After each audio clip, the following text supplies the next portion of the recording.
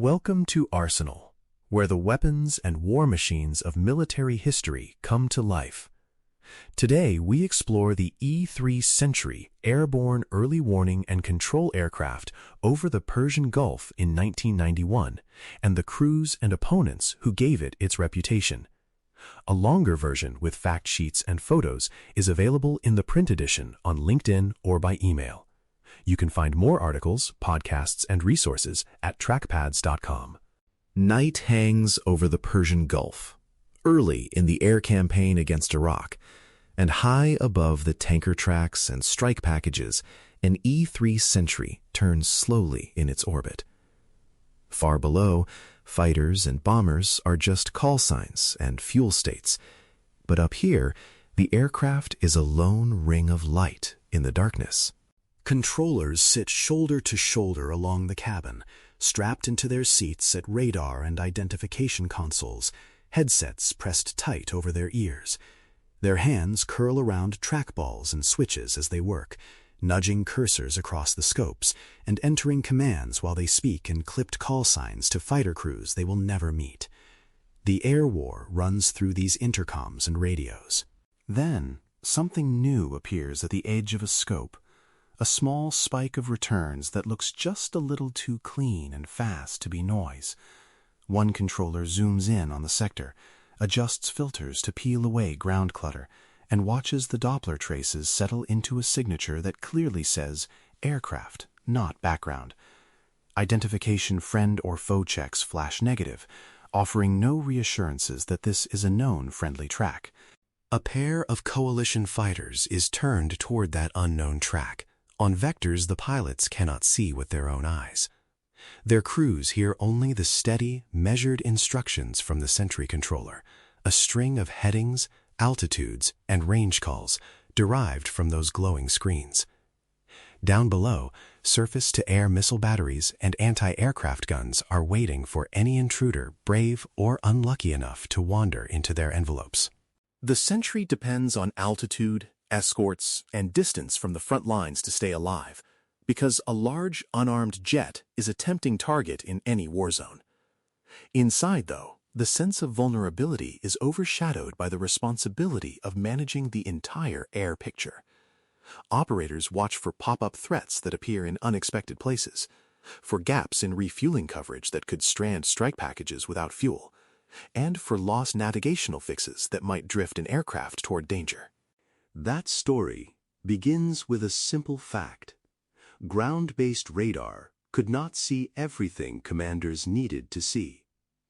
During the Cold War, both the North Atlantic Treaty Organization, NATO, and the Soviet bloc built huge radar networks to monitor their borders.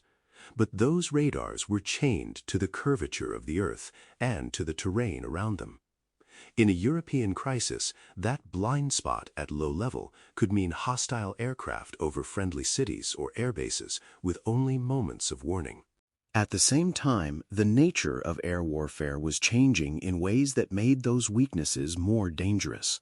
Long-range surface-to-air missiles, supersonic fighters, and large, carefully planned strike packages all meant that commanders needed far more than a rough bearing and altitude to make sound decisions. They needed a single, coherent air picture that could be shared with fighters, interceptors, and ground defenses in real time so that everyone would act from the same understanding of the sky. The United States set out to build something more capable, an aircraft that could climb above the weather, orbit for hours, and look far beyond the line of sight of any radar anchored to the ground. It had to detect low-flying intruders that tried to hide in terrain, sort friend from foe in crowded skies, and serve as an airborne command post that could coordinate fighters, tankers, and other support aircraft. Turning that idea into a real aircraft took more than a clever drawing of a jet with a radar dome on top. In the early 1960s, the United States set out to replace its tired EC-121 Warning Star, a piston-engined relic of an earlier era.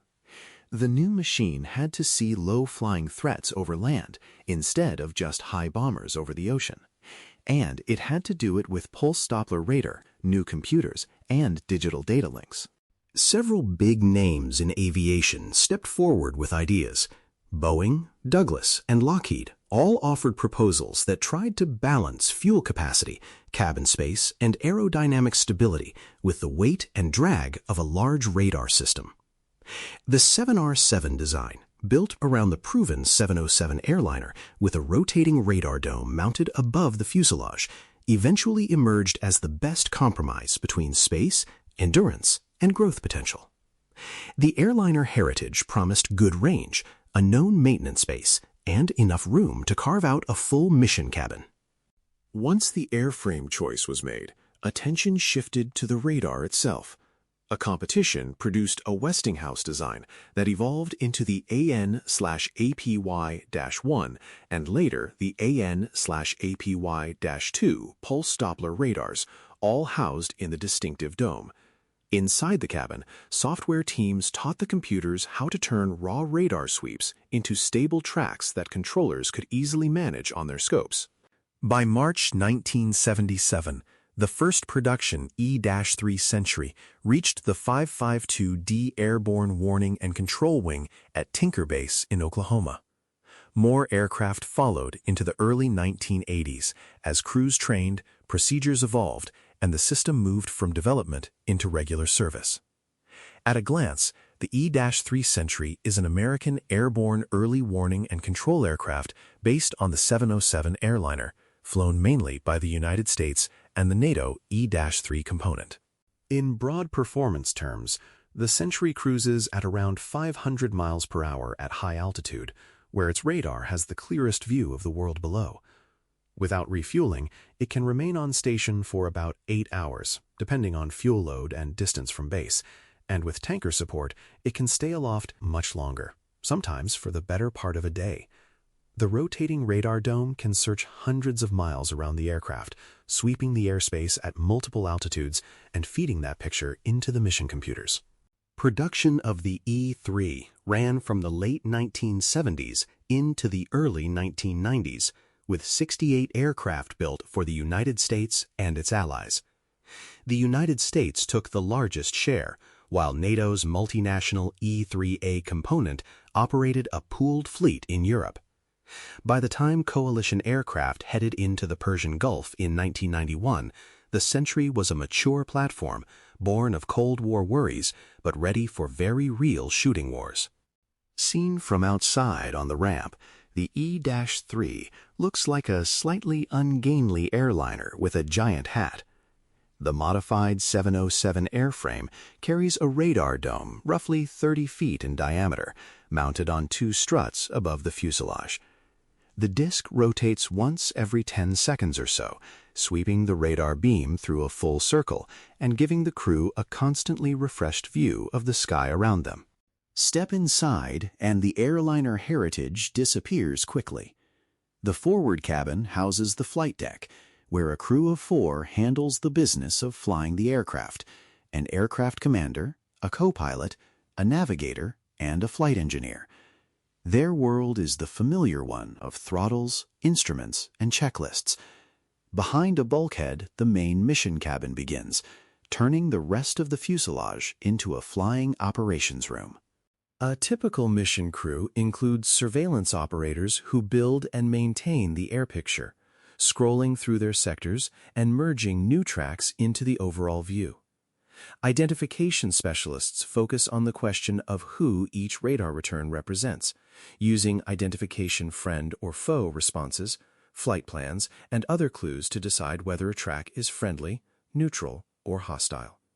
Weapons controllers sit at their own stations, talking directly to fighters, tankers, and other aircraft, giving vectors, altitude changes, and warnings based on what they see on their scopes. Every console ties into the central computers and the AN/APY radar, which is designed to filter out ground returns and highlight moving targets, even when they are flying low over cluttered terrain or over the sea.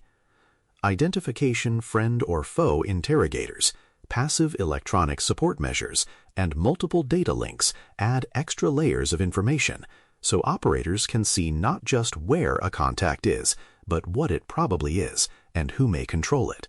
Life on board is a mixture of long stretches of quiet scanning and bursts of intense coordination.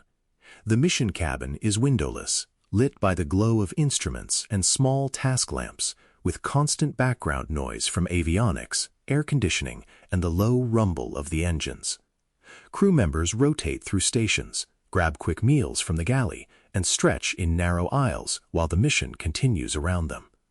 Technology gives the crew reach and persistence, but human judgment still decides which track becomes the urgent call to a pilot flying somewhere out in the dark.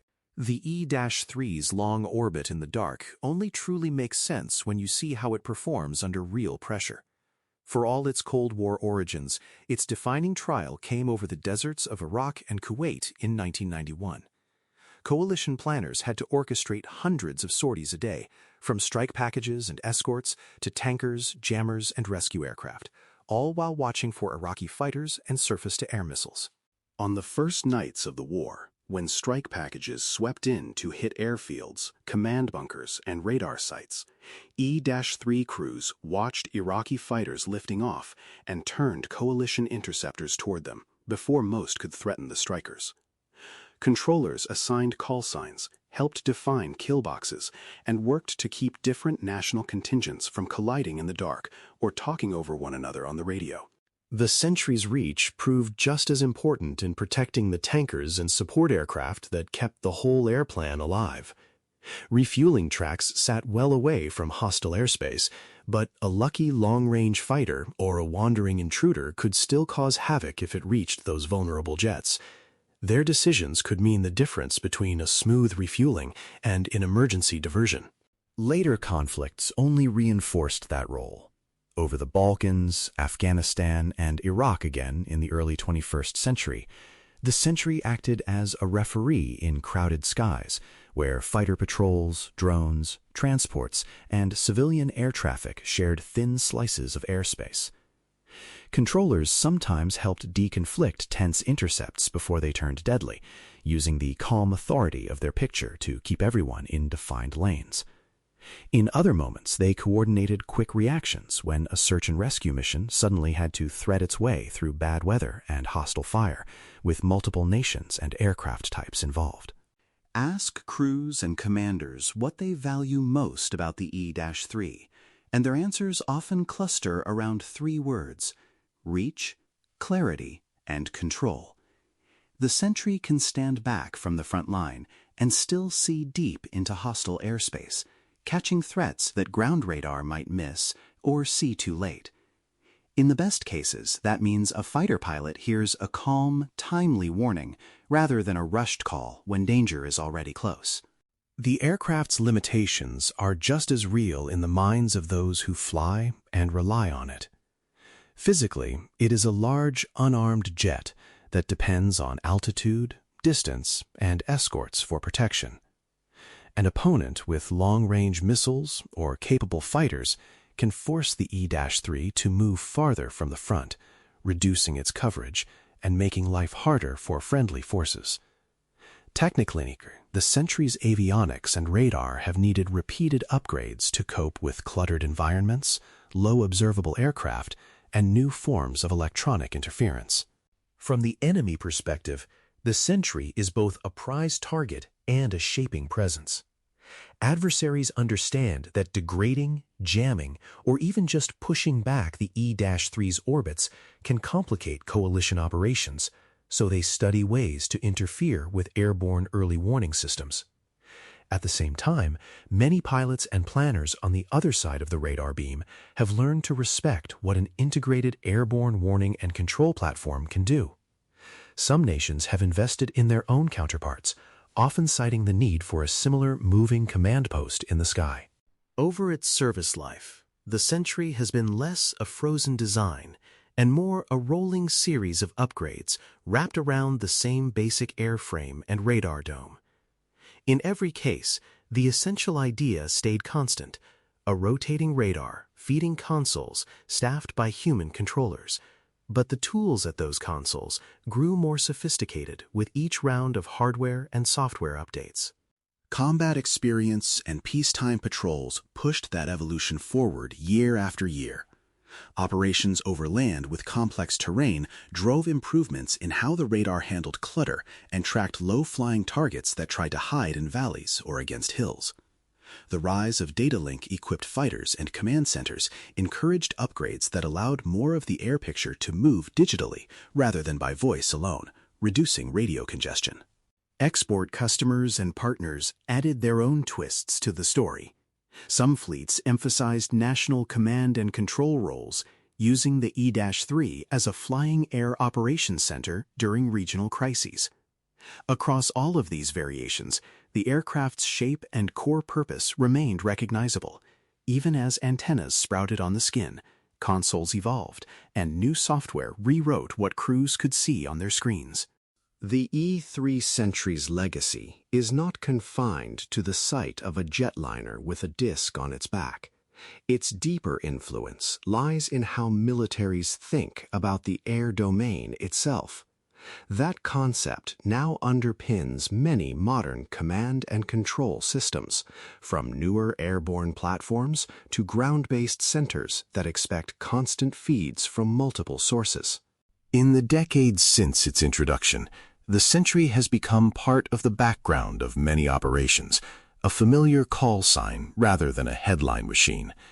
Its presence has shaped outcomes in ways that are easy to overlook.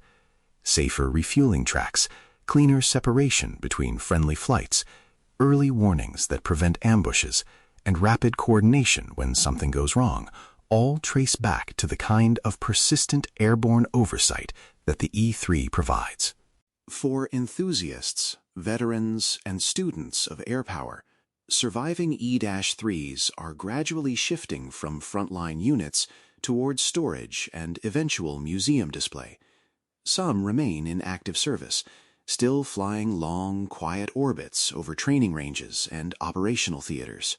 The E-3 Sentry's story ends where it began, with people turning radar traces into decisions. Behind the rotating dome and humming consoles were crews whose judgment helped pilots fight, refuel, and return home with a little more safety than they might otherwise have had.